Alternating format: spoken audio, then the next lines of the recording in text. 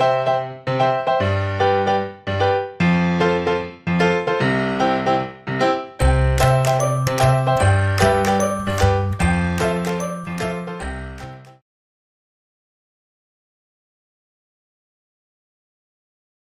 everyone, this is Ankur Chaudhary, and in this video I'll be covering current affairs from 16th March 2018 till 31st March 2018.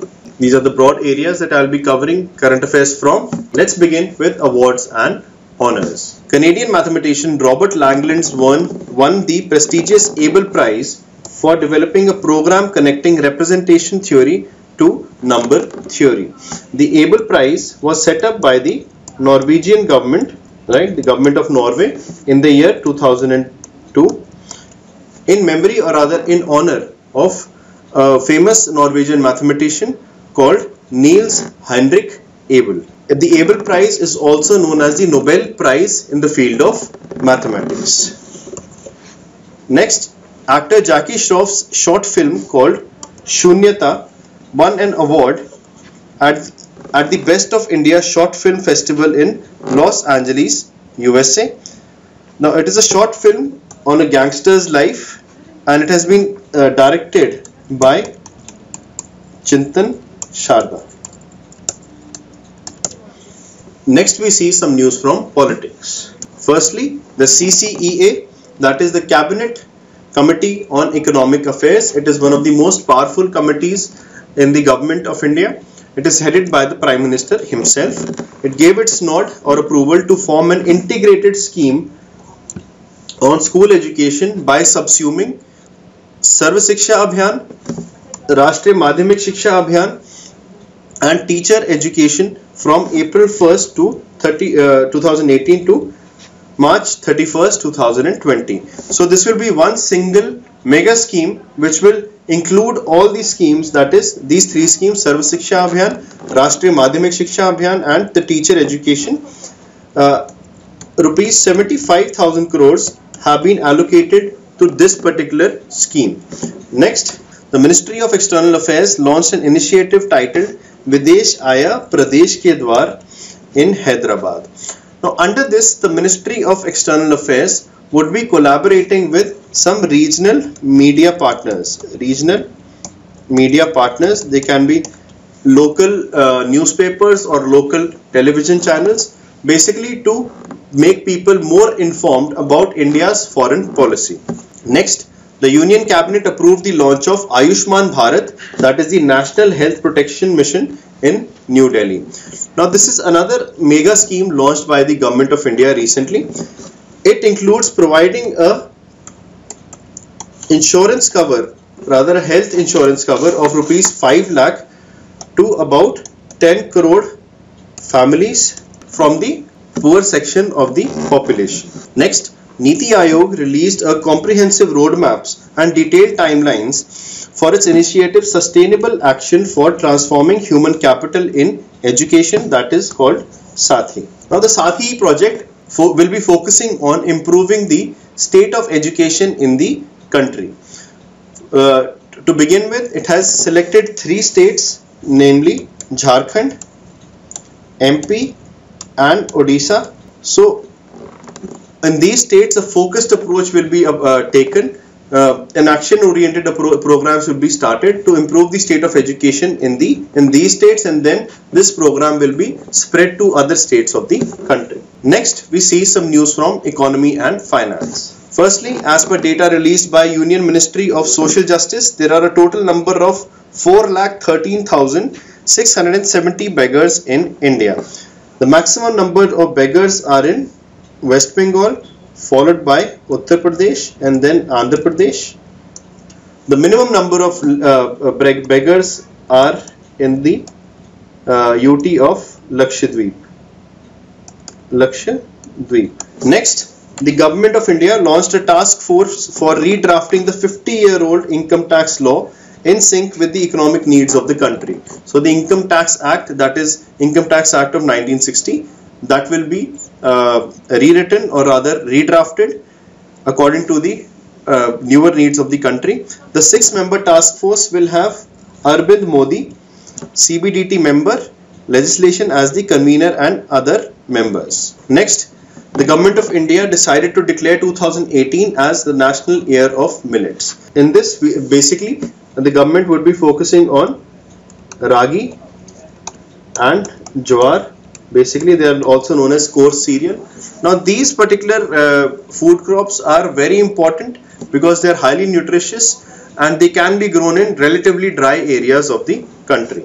Next, India was ranked at 78th, lower than its emerging market peers like Brazil and China, among 114 countries on the World Economic Forum's Energy Transition Index that was topped by Sweden. Next, we see some important people making the news. Firstly, Egyptian President Abdel Fattah al-Sisi was re-elected for the second term with a sweeping majority, garnering nearly 92% of the total vote share.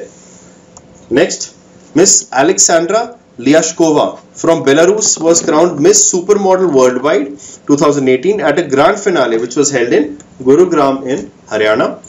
Next, Indu Bhushan was appointed as the Chief Executive Officer of the Centre's ambitious Ayushman Bharat National Health Protection Mission. This is the mission that we have already discussed in this presentation. Now, Indu Bhushan comes with a wealth of experience from primarily Asian Development Bank. Next, Mr. Krishnaswamy Vijay Raghavan, one of the most distinguished biologists of the country, was appointed as the new Principal Scientific Advisor to the Government of India. Next, Mr. Satyapal Malik, the Governor of Bihar, was given additional charge as the Governor of Odisha after Dr. S.C. Jamir completed his 5-year tenure. Next, Myanmar's parliament elected Win Myint, a loyalist of Aung San Suu Kyi, as the new president, while the latter retained her executive authority over the government. So, Win Myint is the new president of Myanmar. Next, some important news from sports. Anish Bhanwala from India clinched a gold medal in men's 25-meter rapid fire pistol event at the ISSF Junior Shooting World Cup in Sydney, Australia. Next, Mr. Bhaskaran Adiban from India clinched the title in the 33rd Reykjavik. Reykjavik is the capital of a country called Iceland. Reykjavik Open Chess Tournament 2018. Next, Indian para-athlete Ms. Deepa Malik won a gold medal in the F53/54 category javelin event at the World Para-Athletics Grand Prix in Dubai, thus securing the #1 rank in Asia in F53 javelin category. Next, Indian shooter Ilavanil Valarivan shattered the world record and bagged the gold medal in 10 meters women's air rifle event at the ISSF Junior World Cup in Sydney. Next, Indian shooter Muskan clinched gold medal in the women's 25-meter pistol event at the ISSF Junior World Cup in Sydney, Australia. Next, Ms. Purva Barve from India clinched the women's single under-19 title at the Israel Junior Badminton Tournament 2018.